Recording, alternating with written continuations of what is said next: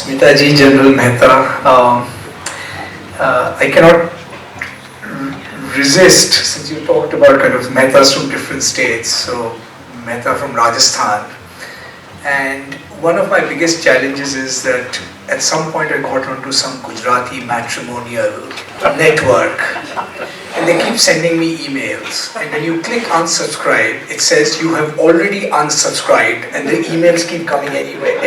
So there's no escaping being a Gujarati. It's a great honor and privilege to be here, and frankly a little bit intimidating. Vinod Mehta was a very distinctive voice in our intellectual pantheon, and I think particularly missed at this point because both his independence and his very inimitable way of deflating people's pretensions would have been something so politically valuable, I think, at this juncture. And those are the kinds of voices where you could actually say something serious without taking yourself too seriously. I think that distinctive liberal trait, I think, is something we miss terribly. But the second reason, and I'll begin with a confession, I think, which is that I think we are at a kind of political and intellectual juncture where, I don't know about all of you, but sometimes one does get the sense that it's very difficult to say anything new or meaningful when one can make one's positions clear on various issues of the day.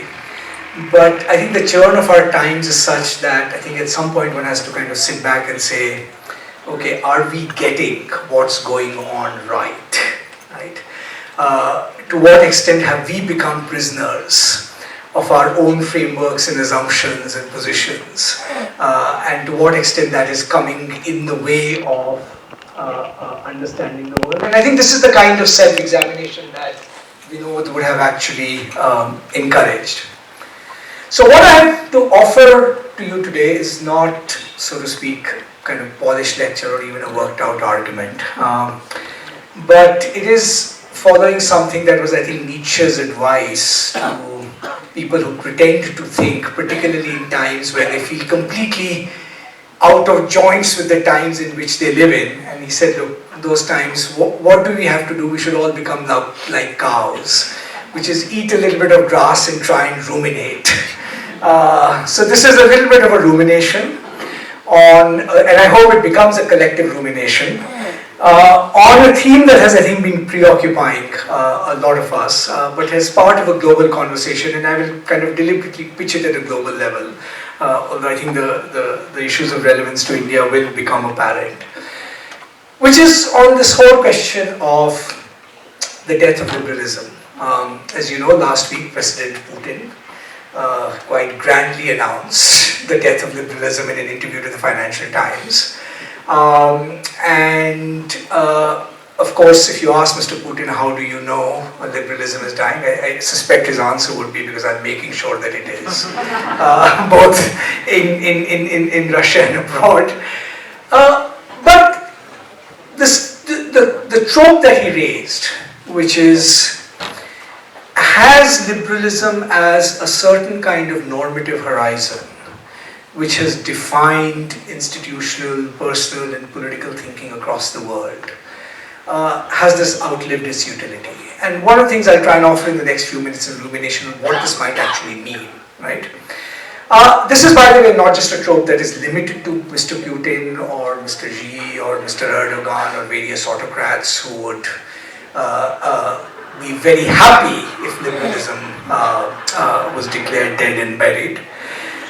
It's a much larger trope, I think, in the politics even of advanced liberal democracies. The sense of intellectual exhaustion about liberalism, the sense of, even if it's not intellectual exhaustion in a strict philosophical sense, a sense of deep political exhaustion. You know, it's like the most boring thing you can be defending is liberalism. Who gets excited by that, right? That sense is actually very widespread, right? And certainly if you look at intellectual output, The death of an ideology is always a great publishing industry. Our good friend Edward Luce's The Death of Western Liberalism, Patrick Deneen, The End of Liberalism. I mean, just like a spate of end of liberalism books in very many different contexts, including including our own, right? Now, of course, one can take some solace from the fact that the end of liberalism is pronounced very frequently globally. I was just doing a kind of bibliographical check, and I think from the 1925 onwards, roughly every 5 to 7 years, there's a big cycle of end of liberalism books. Dangerfield's classic in the 1920s, The Strange Death of Liberal England, to 1969, Ted Loy's The End of Liberalism. It's almost like a recurring theme that there is a fundamental infirmity built into liberalism that will make it periodically vulnerable, right? And vulnerable to the point that people will pronounce its death from different angles, from the left, from the right, from the top, from the down.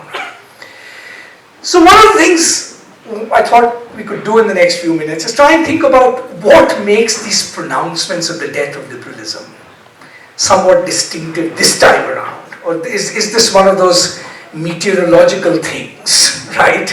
Where with a little bit of waning of temperature, we suddenly say the world has changed and, hopefully the temperature will go back to an equilibrium in 3 or 4 years and we will worry about these things less. So this really is, as I said, an attempt to try and think through what do people mean by the end of liberalism and what might be distinctive about the attack on liberalism at this moment, which makes it perhaps different from the standard repertoire of attacks that liberalism is in a sense always faced throughout its history, right? It's too individualistic, it's too rights-based, it's not egalitarian enough. There's a whole kind of repertoire from the beginning of liberalism. So before I get into that, just sort of two little caveats. One I've already mentioned, as I said, that I think a proper study of the pronouncements of the death of liberalism would require, I think, a longer range historical view than I'm going to give. But the second caveat I want to just kind of put out there, and this is a professional hazard, which is by training and instinct, I tend to think like a political theorist. And when I tend to think of liberalism, I'm not a Hegelian or Marxist who has the conviction that reality has a rationality that will unfold. That there's an inbuilt teleology somehow that the world was in the business of being liberal, right? And somehow the weight of sociological forces will push it in the direction of being liberal. In fact, I think one of the hallmarks of liberal politics is that while it recognizes the influence of sociology, it's not a prisoner of sociological reality. And I think one of the big dangers facing liberalism at this moment is that I think liberals are much more enthralled to a sociological determinism than the opponents of liberalism are, which is what makes them politically so powerful and what gets them to think politically. So in that sense, as a political theorist, one can say there's the easy way out, right? How can liberalism be actually dead as an idea? Who could possibly be against the idea that we are free and equal and that all human beings have a presumptive right to political dignity? Who can be against the idea that the way power is organized in society, both private and public power, should be dispersed so that all forms of absolutism are checked? Who can be against a moral psychology that's central to liberalism, which is that the world is actually at one level a tragic world? And tragic in a very specific liberal sense, which is that we are all bound to disagree, that the starting point of any decent society is one that takes the fact of disagreement seriously. Because one of the things that imposes upon us is that the world is not in the business of corresponding to our vision of it. And the challenge of human existence is to be able to face up to that fact powerfully. Who could be against the idea, which I think is at the core of liberal moral psychology, contrary to what its critics claim, that human beings are not meant to be encapsulated in formulas? I wanted to ask you what made you focus on this topic for this memorial lecture? Well, this was primarily because, the way Vinod lived his life, all his life, throughout his life, his work and even personally, was reflective of this. And somewhere, at least I and other people in the family got the feeling that there was a certain dilution of these values, that liberalism and that sort of thing was getting sidelined. And it was very important to bring that back into the foreground. It did pick out something very central about the liberal imagination in almost all contexts, which is that liberals would have to shape a sense of self, right? Where the sense of restraint and judgment would in a sense be internal, right? To what people thought was worth saying and in pursuit of living a good life. It actually breaks down, right? Or ideas of freedom of expression break down exactly at the moment where you think they are needed most, where you have a societal culture where literally anything goes, right? So can you imagine a society where absolutely everybody is intent on giving offense to everybody else all the time, right? What is the defense of the legal principle of freedom of expression actually mean in that context, right? And so in that sense, the idea that liberalism fails because it succeeds, I think does pick out this idea that precisely because liberalism became juridified as a legal concept, right? It actually, in a sense, paid less attention to the things that had always characterized it, a sense of judgment, that much maligned virtue, moderation, right? The sense of reconciliation, and a tragic sense of the world, right? That you're not going to win every argument.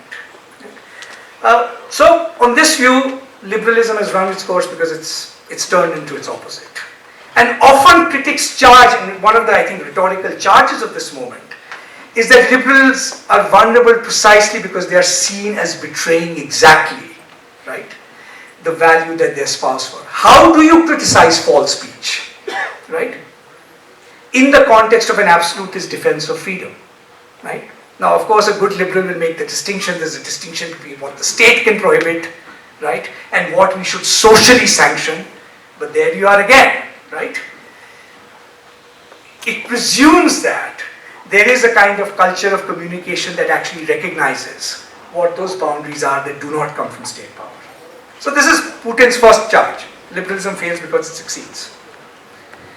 The second charge that comes more from the left is liberalism fails because it betrayed itself.